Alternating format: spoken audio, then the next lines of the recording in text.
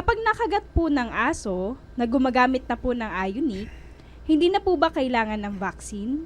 Paano po ang paggamit ng Ionic? Salamat po. Ewan ko lang kung naintindihan ko ng tama. Sino yung gumagamit ng Ionic? Yung aso o yung nakagat?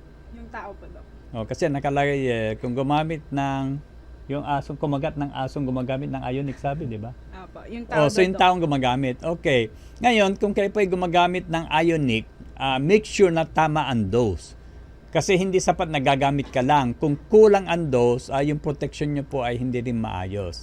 So ang suggestion ko po, hindi ko alam kung kailan kayo nakagat. Hoping na lately lang.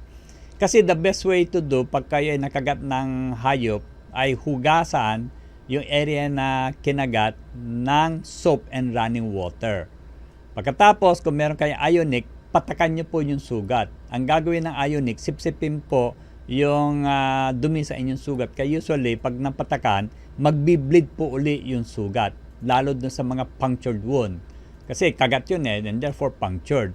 Ang problem sa punctured wound, nagsasara po kagad. And therefore, pag naiwan yung virus o mikrobyo, it will cause you problem. Okay?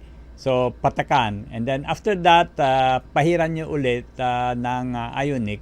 And then, gagawin nyo sa kalahating litro ng tubig, lagyan nyo ng 20 patak ng Ionic. And inumin nyo po yan every 4 hours hanggang 3 days. And then, after that, gawin nyo 20 drops 4 times a day. And your water requirement is 50 ml per kilo per day. Tapos pahiran nyo ng Ionic hanggang totally na mag-heal ang inyong sugat. And syempre, observe the dog. Okay, hindi kung yung aso aso nyo o nasa kapitbahay ninyo, observe nyo muna. It is only kung magkakaroon ng changes in behavior ng aso na malamang rabid po siya. Kung wala naman, then you don't have to worry anything.